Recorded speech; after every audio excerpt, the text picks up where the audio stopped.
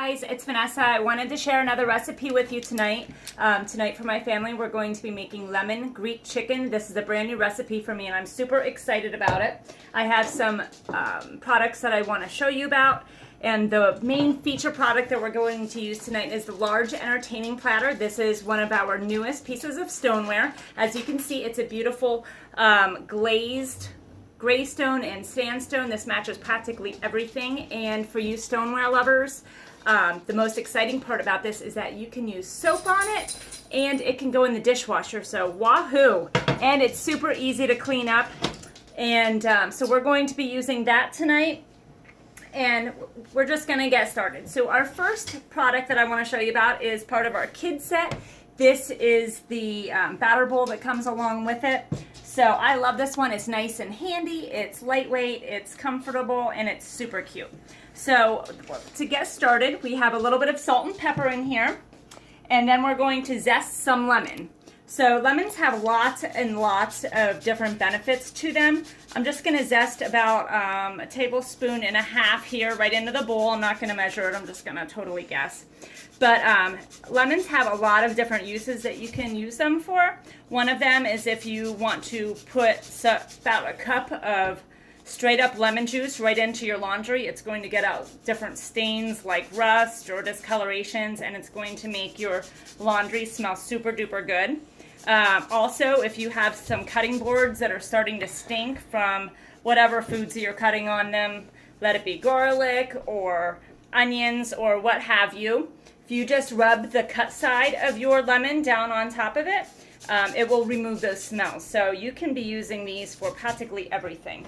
So let me just do a little bit more. Lemons are not very great to pick from at the grocery store right now, so the ones that I have would not have been my first choice, but at least they had them and they were on sale. So for those of you who watched my segment the other night, I finally bought groceries, so that's exciting. So I have some zested here. So I'll just wipe this off. This is our fine grater. It works great as a zester too because you've got a bigger surface area. You can do it either straight out like this, which is my preferred method, or you can hold it like an easel. But to do it over top of your bowls or whatever, I love using it in that. So we've done that. I'm just going to chop my lemon in half, and we're going to use the citrus press. So for those of you who are not privy to using the citrus press, you actually put the cut side down, and the reason why is so that when you're squeezing it, the juice is going to run out the bottom and it's not going to shoot up in your eyeballs. So my glasses are not safety glasses, so I definitely need something that's going to protect my eyeballs. And we're going to do, this is super juicy, so we'll just give it a squirt there, dump the rest out. Get rid of this one. So honestly, I think we're only going to need the one lemon, so I want to make sure that you can see this. Just squeeze this right into there. We're getting lots and lots of juice right into here. So I wasn't sure if we were going to need the second lemon, but I think we are good to go. And by the way, these little holes are actually capturing the seeds too, so you're not going to be getting anything else inside of your food than what you want. Next, we're going to mix some garlic in here. This is our garlic press, one of my favorite things. And all you do with this is just put that in there, skin and all. Just give it a squeeze and it's going to pop out. Garlic has so many different benefits. If you grow it, you've got it in abundance. However, you can actually freeze it. So I don't know if any of you had frozen garlic before, but you can either freeze it with the entire head intact, the entire clove, just put it in a plastic bag, suck all the air out, and you'll be good to go. And then when you're ready to use them, just pull them out and pluck them off as you need them. Or you can freeze them individually, put them like in an ice cube tray, put some water on them, freeze them up, and then when you are ready to use them, just pull them out of the freezer and you will be all set. Once you melt the ice cube off, it will actually pull the skin off too, so you'll be perfect. And the last thing that I'm going to throw in here is some Italian seasoning. So it said about 3 teaspoons, so I'm just going to use about 1 tablespoon. I just took the lid off, where there are two thread marks, so just go to the bottom one. Dump this in here. And then also about a 1/4 cup of oil. So pour that in here too. We've got our basting brush. This is fantastic. When I'm done using it, I can just clip it on here with the little handle and it's not going anywhere. The silicone top is not going to pop off and get lost in your drawer. And it's super duper easy to clean. I know I had some of those cheapo ones before from the dollar store or Walmart or wherever, and they would be always losing a head. So these ones will not decapitate. So what we're going to do with this, we're going to get some vegetables around and we're going to throw them in there. So the first thing that we're going to use here, sorry I'm a little discombobulated, is our veggie wedger, one of my favorite things. We're going to use this for our onion and make it super fast. Just wedge it right like that. We're going to throw that into the baste right there. And then we're going to use the mandolin. So I wanted to use this today so I could show those of you who maybe have this and forgot how to use it or any of the above. It comes with this little garage with 4 different blades in here. It comes with a V-slice, a diagonal one, a crinkle cut, and then a coarse grater. So today we're going to use the crinkle cut. I'm feeling fancy tonight. And when you slide it in here, you're just going to put it in until you hear the snap, okay? So I have some potatoes already cut up. I'm just going to just put it right here on my cutting board.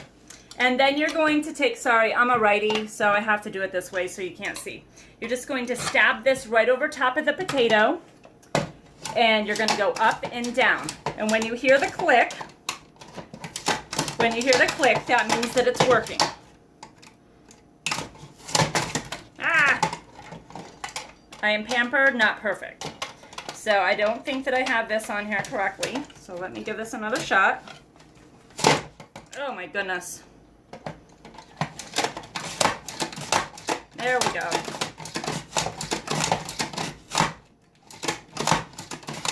And this one is acting like a turd tonight. So let me take this blade off and I'm going to use a different one instead.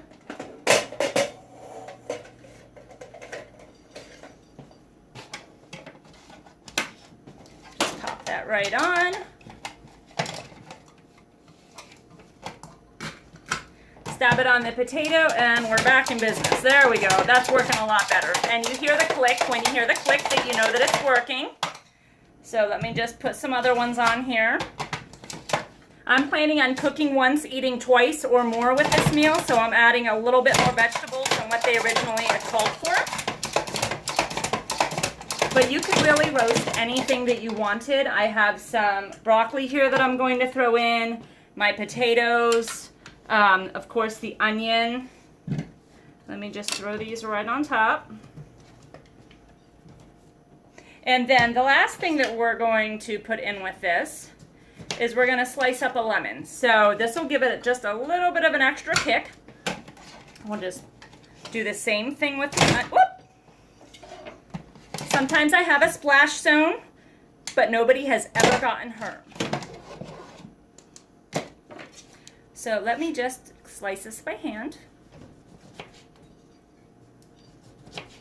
We'll just put a couple of these slices, and perhaps the mandolin is not the way to go with the lemons. So we'll just slice a few in here.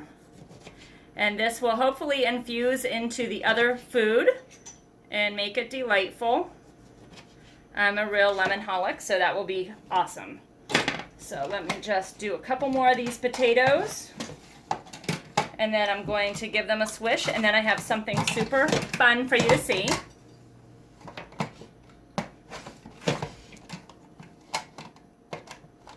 Look, I'm doing this so that I can show you guys how to use the mandolin, and then it's acting up for me. So normally this is super duper easy to use. It mainly has to do with how you have this top portion off. So you want to make sure that when you're putting it together that these sled things, I don't know what you want to call them, but they have to be going on first, and it has to hold it on secure.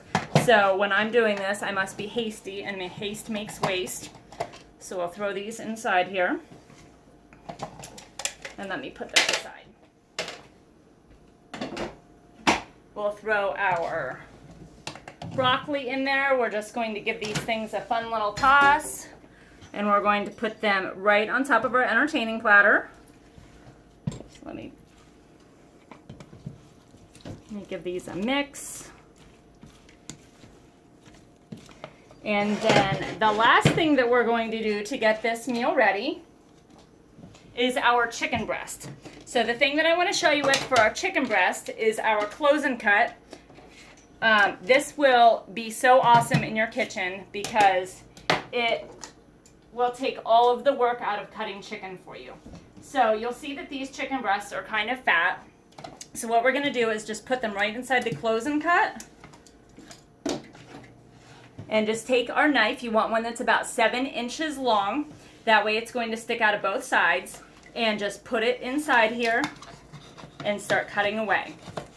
This is spring-loaded, so the top and the bottom are both going to go up and down as you have bigger objects in there. So this is great for, like, of course, chicken or bagels, or if you have cherry tomatoes or grapes or even olives, anything that you can think like that.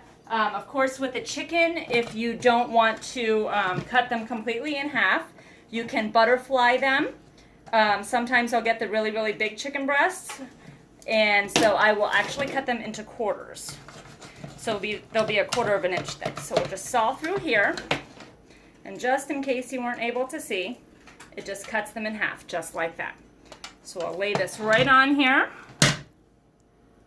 Hopefully my area will be big enough. And you'll notice that I always use tongs. I don't touch raw meat. It grosses me out. So our tongs are fantastic because when you squeeze them, the little button drops, it opens up. And then when you want to close them, you squeeze them and then it locks into place. So they're not taking up extra room in your drawer or anything. So let me get this out of the way. And I'll arrange the veggies all around here. So we've got lots of things going on. And then I'm going to baste the rest of this lemon juice mix. I'm going to baste that right onto the chicken. And then we're going to baste it again with the juices that are laying in the bottom of the pan about halfway into the cooking. So this is going to go in the oven at 400 for about an hour.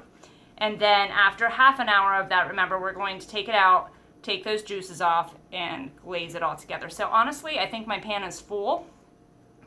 I think the rest of these potatoes might have to wait for another night. But I hope that this is a nice, easy recipe. I will post how to make it, so if it's looking delicious and you want to make it yourself, you can run to the grocery store tomorrow night. This is the pre-product, and my oven is all set, so when it comes out in about an hour, I will post a pic and you can see it then. Have a great night.